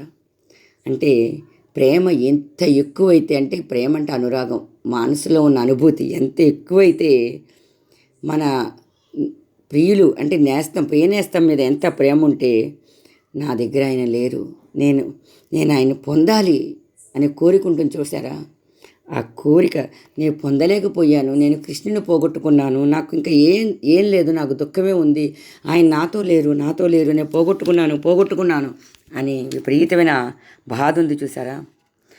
అట్లా ఆలోచించే వాళ్ళు కూడా ధన్యులే. అంటే రాధాదేవిలాగా ఆలోచించే వాళ్ళు కూడా ధన్యులే. అంటే నిరంతరం కృష్ణ చింతనలో ఉన్నవాళ్ళు కూడా ధన్యులే. తల్లి పాల కోసం బిడ్డ ఎట్లా తపన పడుతుందో, నేను భగవంతుడు ప్రేమ పొందాలి అని తపన పడే వాళ్ళందరూ కూడా రాధాదేవి ఆమె చెలికత్తులే అని చెప్తున్నారు. ఇంత వివరంగా చెప్పేవాళ్ళు ఎవరున్నారండి మనకి? మన పూర్వజన్మ స్మృతులని, మన సంచిత కర్మల స్మృతుల్ని ఈరోజు ప్రారబ్ధ కర్మల్లో మనం ఎట్లా అనుభవిస్తున్నాం, ఆగామి కర్మలు ఏం తెచ్చుకోవాలి మనం అని ఎంత చక్కగా చెప్తున్నారు చూడండి. అంతే కదట సోదరా రసిక్, చదువుతూ ఉంటేనే జాబు జీవితాన్ని గురించిన అనేక కొత్త కొత్త భావాలు రేకెత్తిచ్చి క్షణం కాలం పాటు సర్వాన్ని మర్చిపోయేట్టు చేసిందయ్యా అంటున్నారు. ఈ లేఖలో భౌతికమైన శక్తితో లోపరుచుకునే దాని ఉపాయం ఏంటి అని చెప్పి అడిగారు. మన కర్మల్ని ఎట్లా తొలగించుకోవాలి, మన దుఃఖాల్ని కష్టాల్ని, ఇప్పుడున్న ఒక కష్టం తర్వాత ఒక కష్టం వచ్చే దుఃఖాన్ని ఎట్లా మనం బాధల్ని కష్టాల్ని ఎట్లా తొలగించుకోవాలని చెప్పారు. భగవంతుణ్ణి ఏమని పిలిస్తే మనం పొందుతాము అనే విషయాలు చెప్పి ఇవన్నీ తెలుసుకుంటుంటే, ఇవి మన జీవితంలో మనకి తెలియని విషయాలు కదండి. ఇవన్నీ కూడా మన జీవితంలో కొత్త కొత్త భావాలు ఎట్లా రేకెత్తించాలి అంటే మనం ఒకళ్ళనొకళ్ళు నేస్తంగా ఉండాలి. అంతేగాని శత్రువుల్లాగా ఒకళ్ళకొకళ్ళ మీద ఈరోజు మనం చూసే టెలివిజన్ సీరియల్స్లో కక్ష సాధింపు చర్యలు, అసంతృప్తులు అట్లా కాదు జీవించాల్సింది. మనం ఒకళ్ళకొకళ్ళు మిత్రులుగా చూసుకోవాలి. అదే సమయంలో భగవంతుడిని కూడా మనం మిత్రుడుగానే చూసుకుంటే అప్పుడు ఆయన మన కళ్ళ ముందు సాక్షాత్కరిస్తారు అని చెప్పేసి స్పష్టంగా మనకి చెప్తున్నారు. నిజంగా ఈ రోజుల్లో అట్లాంటి వాళ్ళు నాకు పరిచయం ఉన్నారండి. కర్మలు అనేవి తుడిచిపోయబడవు, అనుభవించాలి అంటే అప్పుడు మాత్రమే మనకి విముక్తి వస్తుందంటూ. మరి ఆ కర్మ నుంచి ఎట్లా విముక్తి వస్తుంది అంటే ఆయన ఫ్రెండ్గా అనుకొని ఆయన నామస్మరణ చెయ్యాలి. దాంతోపాటు ఇట్లాంటి వ్యక్తులు ఉన్నారా అంటే నాకు చాలా చాలా ఆత్మీయురాలు, దాదాపు 42 సంవత్సరాల క్రితం ఒక వ్యక్తి మా ఇంటికి వస్తుండేవారు, మహాభక్తురాలు. ఆ రోజుల్లో నాకు తెలియదు, దాదాపు 42 సంవత్సరాల క్రితం, ఏ సంవత్సరం అంటే 78లో ఆమె నాకు పరిచయం అయ్యారండి. ఆమె పేరు ఏంటో మాకు తెలియదు, హర్నాథమ్మ అని పిలిచేవారండి అందరూ. మన భక్తులు పూర్వం జనరేషన్ అంటే మా జనరేషన్లో ఉన్న భక్తులందరికీ కూడా దాదాపు హర్నాథమ్మ అందరికీ తెలుసు.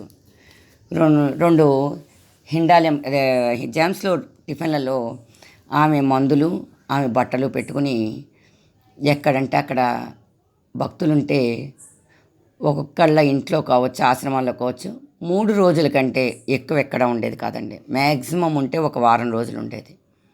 అట్లా తిరుగుతూ ఉండేది అంతే. ఎంత ప్రేమమయ్య అంటే ఆమె ఫస్ట్ టైం నాకు మా చిన్నబాబుని ప్రెగ్నెంట్గా ఉన్నప్పుడు మా ఇంటికి వచ్చారు. ఆమె బాబా ఫోటోకి తుడిచి అమ్మ పౌడర్ ఉందా అని అడిగేది, ఇచ్చాను.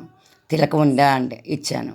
ఆమె చెట్టు కింద బాబా ఫోటో ఉండేదండి, ఆ ఫోటోకి తుడిచి తడి బట్టతో తుడిచి తర్వాత పౌడర్ రాసి బొట్టు పెట్టి మా గొల్లోళ్ళ అబ్బాయే అనేది. ఏంటి బాబాని గొల్లోళ్ళ అబ్బాయి, నాకు చిన్నతనం నాకు అసలు ఏం తెలియదు, గొల్లోళ్ళ అబ్బాయి అనేది అనుకునేదాన్ని. సరే ఏదోట్లే అనుకున్నాను.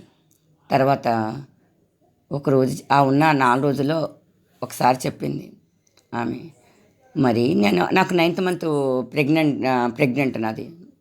ఆ టైంలో నీకు అమ్మ బాబా తల్లి ముగ్గురు వచ్చి నీకు 3 నొప్పులు పురుడు పోస్తారు అని చెప్పింది. నీకెట్లా తెలుసమ్మమ్మ అన్న. నువ్వు పిచ్చిదానివే, నీకు తెలీదే, నీకు ఇవన్నీ తెలియదు, నాకు బాబా చెప్తారులే అనేది. నిజంగా అట్లానే డెలివరీ అయ్యాను. నిజంగా ఎంత ఈజీ డెలివరీ అంటే అసలు అంత ఈజీ డెలివరీ అయిపోయింది. ఆ తర్వాత ఒక 7-8 ఏళ్ల తర్వాత ఇంకో ఊర్లో ఉన్నాం. ఆమె పెద్ద వయసు వచ్చింది. ఆమెకి ఫ్రీ యూరిన్ అవుతుండేది, ఆమె కంట్రోల్ ఉండేది కాదు. అప్పుడు మా చిన్నవాడు ఒక 9 ఏళ్ళు ఉంటాయో 10 ఏళ్ళు ఉంటాయో, అమ్మమ్మ నువ్వు ఇక్కడ పడుకో, నువ్వు అక్కడ పడుకుంటే ఆ పక్కనే ఉన్నది అక్కడ వెళ్ళొచ్చు అని అన్నది. నేను చిన్నోడిని కదరా కన్నా, నాకు అట్లానే ఉంటుంది రా నాన్న అని ఆమె బాధపడ్డాక నేను మా బాబుకి చదువు చెప్పుకుంటూ ఉన్నాను. చదువు చెప్పుకునే టైంలో ఒరే నాన్న చిన్నగా బాత్రూమ్కి వెళ్ళింది ఆమె. బాత్రూమ్కి వెళ్ళి వస్తూ ఆమె వేలిని ఎవరో పట్టుకున్నట్టు, చేయి చాపి వేలిని ఎవరో పట్టుకున్నట్టు ఆమె నడుస్తూ మాట్లాడుతూ వస్తుంటే మేము ఇట్లా చూస్తున్నాం. ఒరే చిన్నగా మాట్లాడరా హరా నాన్న, చిన్నగా పట్టుకోరా, నేను నీలాగా అంత స్పీడ్గా నడిస్తే నేను నడవలేనురా అంటూ వస్తోంది. వచ్చాక మేము ఇట్లా చూస్తుంటే, ఏంటి మీ బాబు నీ దగ్గర చదువుకుంటున్నాడా, మరి నా చేయి పట్టుకొచ్చింది ఎవరు ఇప్పుడు అక్కడి నుంచి బాత్రూమ్ దగ్గర నుంచి ఇంటికి, అప్పుడు బయట వైపు ఉండేవండి బాత్రూమ్స్ అన్నీ అన్నది. అంటే తన బిడ్డ ఆ మాత్రం ఇబ్బంది అవుతుంది, బయట బాత్రూమ్కి వెళ్ళి రాలేకపోతుందని చెప్పి మేము మంచం దగ్గర నువ్వు వెళ్ళమ్మా అని చెప్పినా కూడా ఆమె వెళ్ళకుండా, బాబా ఇట్లాంటి ఎందుకు స్థితి కల్పించావు నాయన నువ్వు అనేసరికి ఆయన స్వయంగా సాక్షాత్తు చేయి పట్టుకుని లోపలికి తీసుకొచ్చాడు. అప్పుడు అయ్య బాబోయ్, భక్తులకి ఇంత శక్తులు ఉంటాయా, భక్తులకి ఇంత భగవంతుడు తోడుగా ఉంటాడా, అసలు చెప్పడానికి లేనంత ఆనందంగా ఉండేది.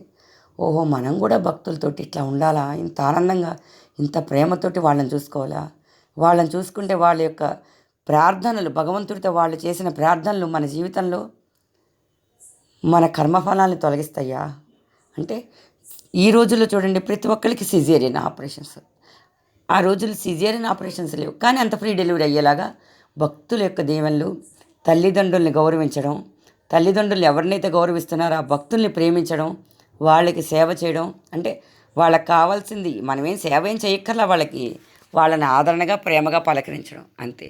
చూడడం మూలాన ఇది ఒక చిన్న మచ్చు తునక మాత్రమేనండి. నేను చెప్పింది ఇక్కడ ఏదైనా సాధ్యమే, ప్రేమతోటి ఏదైనా సాధ్యమే. ప్రేమ అంటే నమ్రత. ఎవ్రీథింగ్ ఈజ్ పాసిబుల్ అని ప్రభువు ఇంత చక్కగా చెప్తున్నారు. ఎంతోమంది భక్తుల సాంగత్యం మూలాన ఎంత అదృష్టం చేసుకున్నామో, అట్లాంటి భక్తుల సాంగత్యం కలగడం మేము చేసుకున్న పుణ్యంగా అనిపిస్తుంది. ఈ రోజున మనం ఎట్లా జీవించాలనేది మన పెద్దల నుంచి నేర్చుకోవడం, ఇవన్నీ ఈ రోజున బాబా లేఖలు గోష్ఠి చదువుతుంటే అప్పుడే పుట్టిన బిడ్డ అని చెప్పి వచ్చింది లేఖలో. ఈ గోష్ఠిలో ఏప్రిల్ నుంచి మొదలైంది. గోష్ఠి కార్యక్రమంలో మనకి నరసింహరావు అన్నయ్య పుణ్యం అంటూ, మాధవ్ అన్నయ్య రాసిన లేఖల పుణ్యం అంటూ, అటల్ బిహారీ గారు ప్రపంచాన్ని ఫస్ట్ టైం ఎరుకపరిచిన ఆయన పుణ్యం అంటూ, అవగాహన చేసేలాగా జరిగిన సత్యాలన్నయ్య గారి దీవెనల ఫలితంగా ప్రతిసారి ప్రతి లేఖలో ఏదైతే చెప్తున్నాడో మన హర్నాథులు, ఆ లేఖల్లో ఆయా సంఘటనలు చాలామంది వ్యక్తుల ద్వారా డిస్కషన్, అంటే సాంగత్య మూలంగా మాటల ద్వారా ఎరుకపరచడం, అనేక లీలల ద్వారా ఎరుకపరచడమో జరుగుతోంది.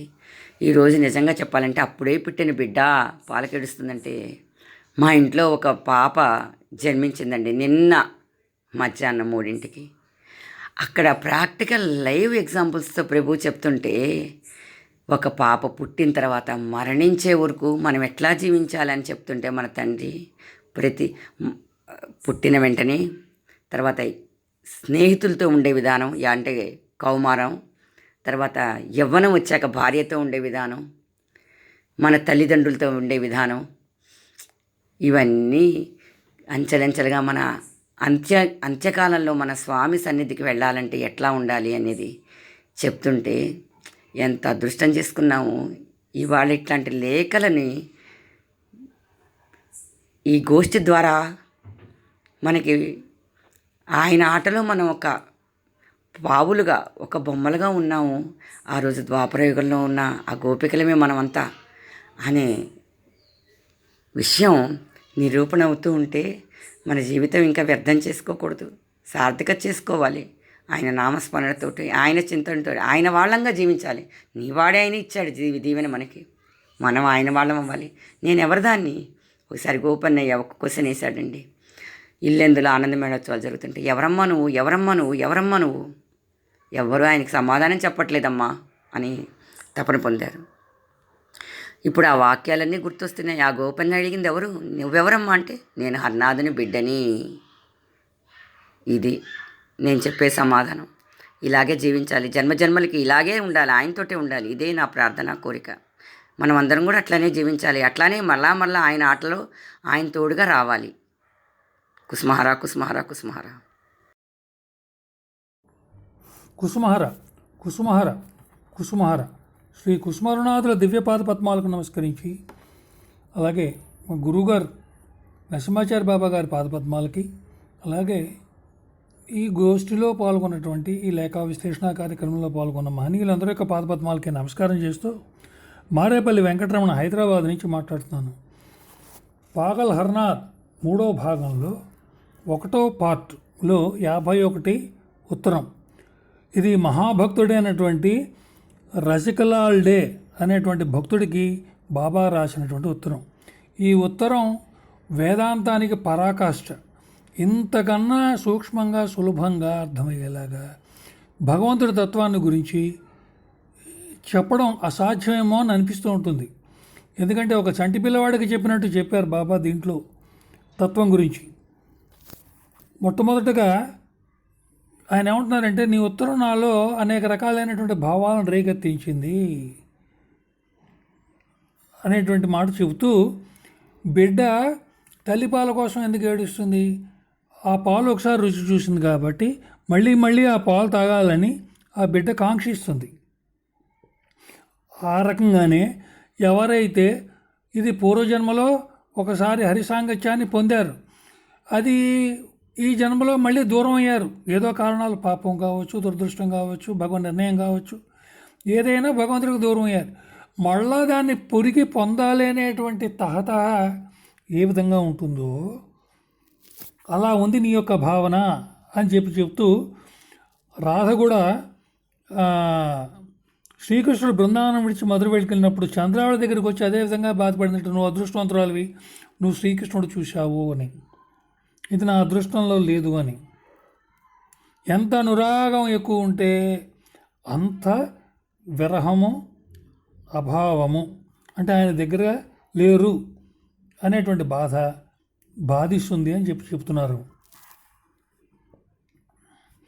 పొందలేనేమో పోగొట్టుకున్నాను అనేటువంటి చింతతో ఉండేటువంటి వాళ్ళు నీ వల్లే ఆలోచించేవారు ధన్యులే.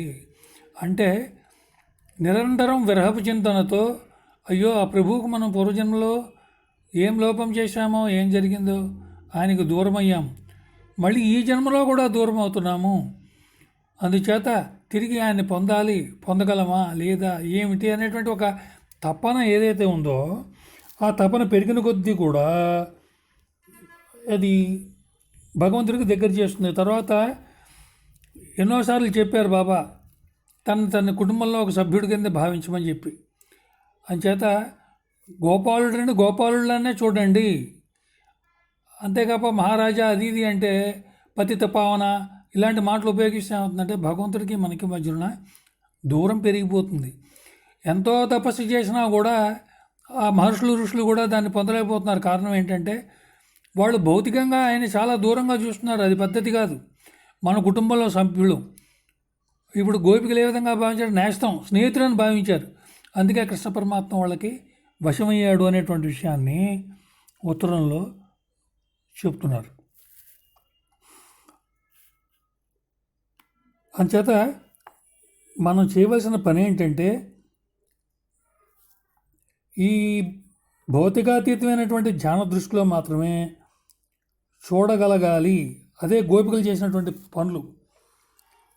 మహర్షులకు, యోగులకు కూడా దొరకనటువంటి వాడు గొల్ల పిల్లల చేత ఇళ్లలోకి పాల దొత్తలను, పెరుగుగుట్టలు పగలగొట్టినందుకు తినరాని తిట్లు తినవలసి వచ్చింది. ఎందుకు? ఆ ప్రేమ, అది ప్రేమతో వాళ్ళు తిట్టింది, కానీ అక్కడ ఏమి కసి కోపం కాదు. అంచేత భగవంతుడిని మన వాడు, మన ఇంట్లో వాడు అని ఎంత దగ్గరగా మనం ఆప్యాయంగా దగ్గర తీసుకుంటే మనం భగవంతుడికి అంత దగ్గర అవుతాము అనేటువంటి చెప్తున్నాడు. తర్వాత కర్మ అనేటువంటిది అనుభవించవలసి వస్తున్నప్పుడు ఇక భగవంతుడిని భజించి ప్రార్థన చేసి లాభం ఏమిటి అనేటువంటి సందేహం చాలామంది కలుగుతూ ఉంటుంది. కర్మలు అనేటువంటివి అనుభవించి తీరాలి, ఇది శాస్త్రం, ఇది భగవంతుడు పెట్టిన నియమం. మరి భగవంతుడు ఎందుకు తలుచుకోవాలి?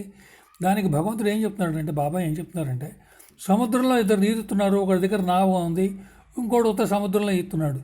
ఈ నావ దగ్గరగా ఉన్నటువంటి వాడికి ధైర్యం ఉంది, ఏదో రోజుని ఆ నావలో ఉన్నవాడు నాకు కష్టం వస్తే పైకి లాగుతాడు అనేటువంటి ఒక ధైర్యం, విశ్వాసం ఉంది. రెండో వాడికి ఏముంది? ఏమీ లేదు. అంచేత హరినామం చేయటం వల్ల ఏమవుతుందంటే, ఈ సంచిత పాపాలు ఏవైతే ఉంటాయో అవి ఈ జన్మలో అనుభవించవలసినటువంటి పాపాలు అనుభవిస్తూ ఉంటాము. తర్వాత హరినామం వల్ల కొత్త పాపాలకు దూరమయ్యి మనం పవిత్రమైనటువంటి జీవనం గడపడానికి ప్రయత్నిస్తూ మనం భగవంతుని చేరగలుగుతాం, ఉత్తమమైనటువంటి జన్మని పొందగలుగుతాము అని చెప్తున్నారు. కర్మ వినాశకారుడైన హరిని మర్చిపోతే కర్మ నశించదు అని ఖచ్చితంగా చెప్తున్నారు బాబా. రెండవది, అనుభవించడం ద్వారానే కర్మఫలం తగ్గుతుంది. అంచేత మా కర్మలు తగ్గించు అని భగవంతుడిని ఎప్పుడూ ప్రార్థించకూడదు. భగవంతుని ప్రార్థించవలసిందల్లా, నాయన ఈ కర్మలు భరించే శక్తిని నాయన అని మాత్రమే ప్రార్థన చేయాలి. ఎందుకంటే ఇంతకన్నా నేను ఈ లేఖలో వివరంగా రాయలేనని చెప్తున్నారు బాబా. ఈ ఊహల ద్వారా, చింతన ద్వారా ఈ అస్థిపంజరాన్ని 4 వైపులా మాంసం, కండరాలు, రక్తనాళాల మొదలైన వాటితో పొదిగి దాన్ని ఆభరణాలతో అలగించు, అప్పుడు ఇదంతా శోభాయమానంగా ఉంటుందో చూడు అంటున్నారు. అంటే అది శోభాయమానంగా ఉండాలి అంటే మన యొక్క భావనల్లో, చింతల్లో ఆయన మనవాడు,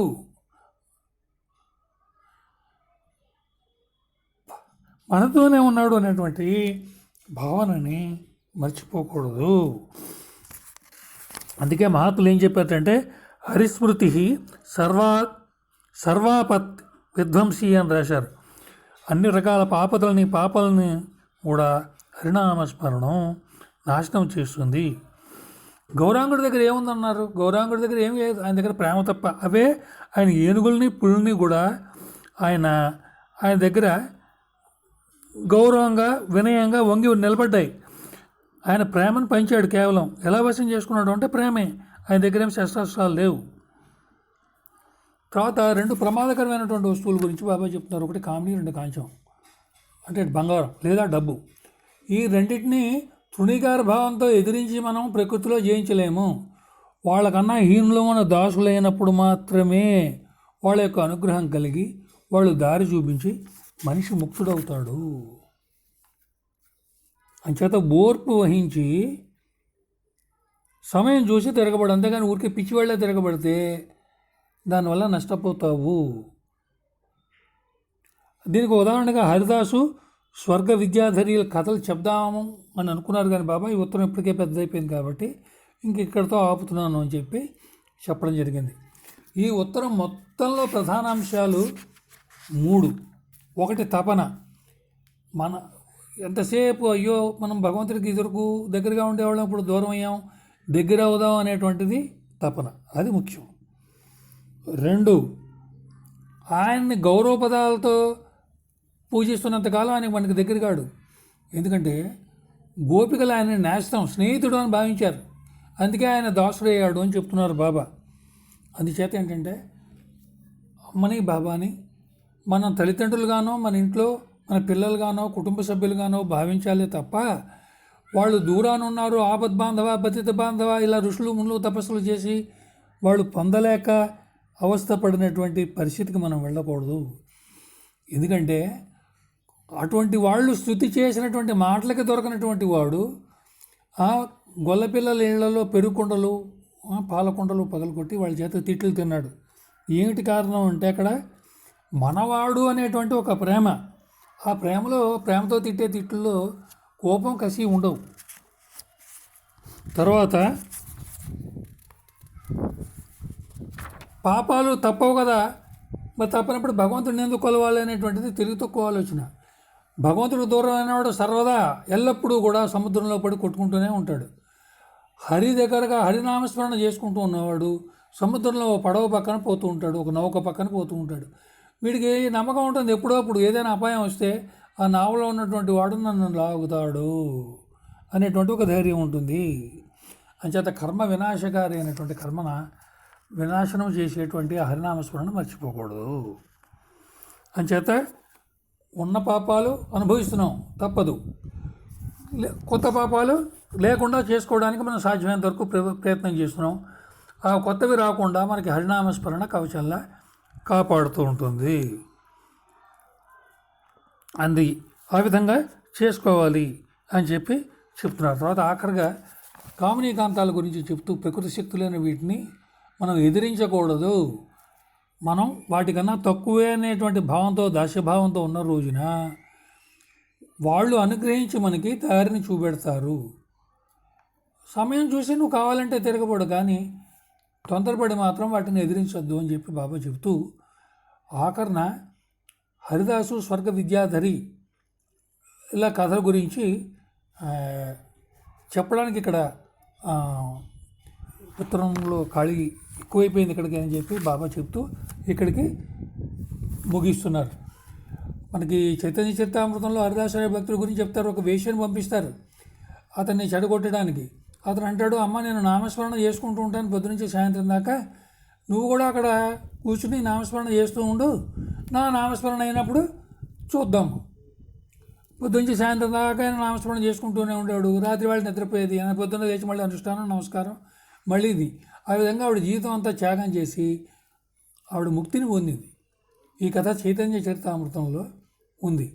సో దీన్ని బట్టి సారం ఏంటంటే, నిరంతరం నామస్మరణ చేస్తూ ఉంటే మనలో ఎప్పుడైతే సత్వగుణం ఎదిరించాలి లేకపోతే గొడవ పెట్టుకోవాలనేటువంటి స్వభావం పోతుందో అప్పుడే మనం ఈ కాంచనా కనకం అనేటువంటి ప్రకృతి శక్తులను జయించగలుగుతామని చెప్తూ బాబా ఈ ఉత్తరం ముగిస్తున్నారు.